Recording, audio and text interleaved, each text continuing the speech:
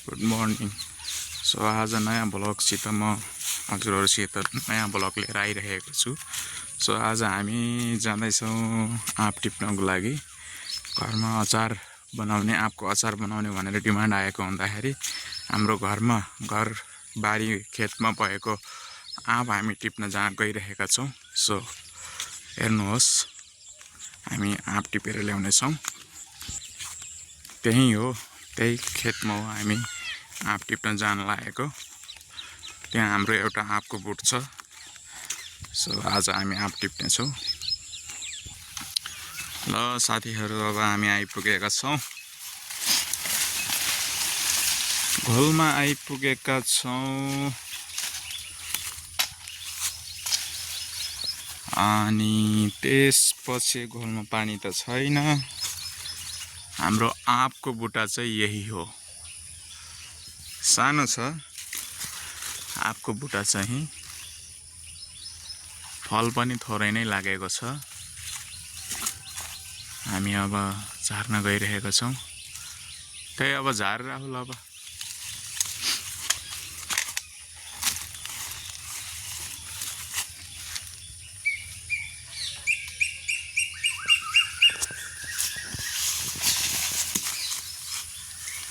नकाटिकन है, माथि हाँगाबाट अब त्यसरी बेरेर बेरिन्न।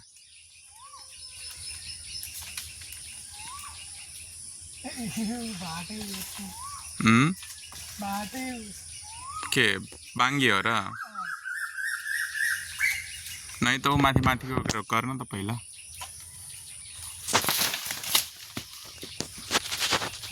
उताको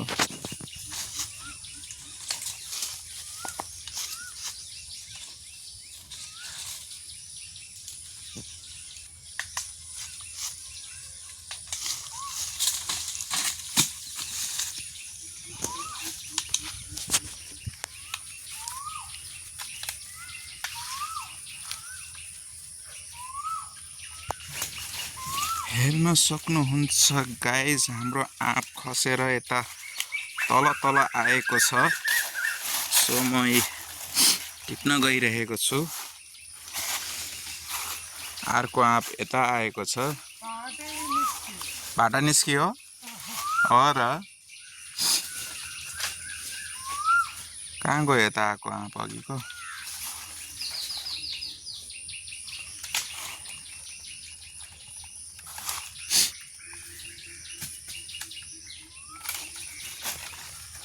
एउटा आँप यतातिर खसेको थियो, कहाँ गएछ? ए ओ, वहाँ रहेछ गाइस। मैले बिर्सिएको कहाँ खसेको छ भनेर। सो हेर्न सक्नुहुन्छ, यो आँप पाकेपछि पनि एकदम स्वादिष्ट आँप हो, तर यसपालि फल कम लागेको छ। हाम्रो यो आँपको बुट्टामा फल कम लागेको छ। त्यो कारणले गर्दाखेरि 2-4वटा आँप छोडिदिए है। पाकेको आँप पनि खान पर्छ, मिठो छ एकदम। के गरी फुस्कियो त यार? मजाले बानेको थिएँ त मैले त।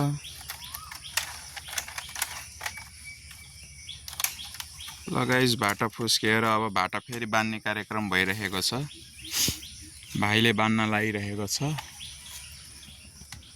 हेर्न सक्नुहुन्छ, हाम्रो यो भनेको हाम्रो एउटा सानो घोल, अनि घोलमा भएको हाम्रो सानो बगैँचा।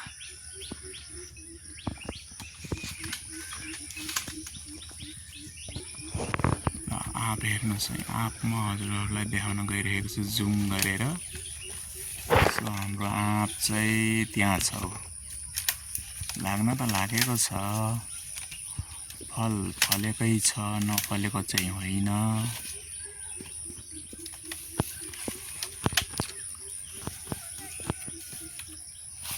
यति भएपछि अचार हाल्नलाई पुगिहाल्छ।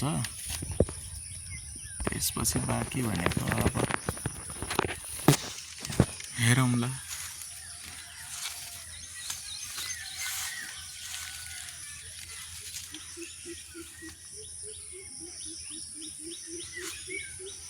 एकदम जङ्गल जस्तो छ।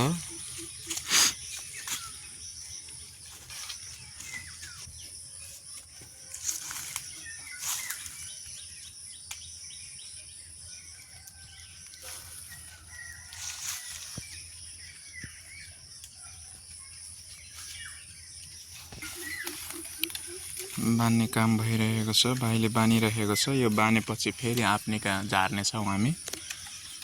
ए अघि आँप कता कता झर्यो जम्मा गर्नु पर्यो। तर आँप त ठुलै भएको छ त यार, खोया पसिसक्यो क्या हो यसको। यो आँप त्यस्तो राम्रै खाले रहेछ क्या, नराम्रो खाले आँप त होइन यो। आँप त राम्रै खाले हो। बाहिर नि झरेछ।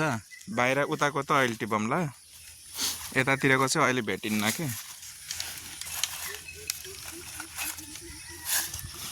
ल हेर्नुहोस्, यति राम्रो आँप छ, पाकेपछि झन् अति राम्रो गुलियो।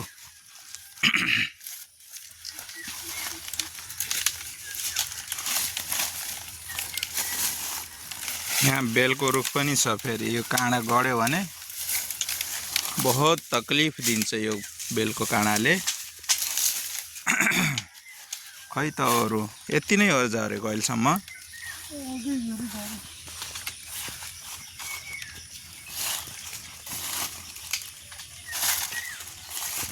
बाहिर कहाँ छ र? छैन है बाहिर त।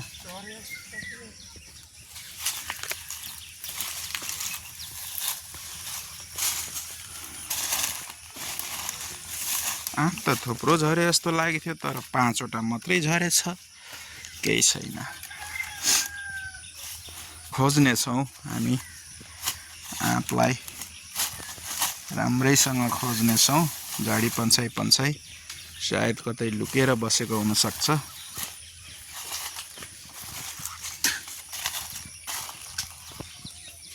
तयार भएको छ। सो फेरि आँप झर्नलाई भाइ पनि रेडी भएको छ। आँप झरेको छ, हेर्न सक्नुहुनेछ। कि माथि माथिको झारेर तल तलको राख्न पाए त हुन्थ्यो हुनलाई। पछि फेरि अप्ठ्यारै होला माथि माथिको झार्न पनि। ओ गाइज, पुग्यो कहाँ पुग्यो आँप।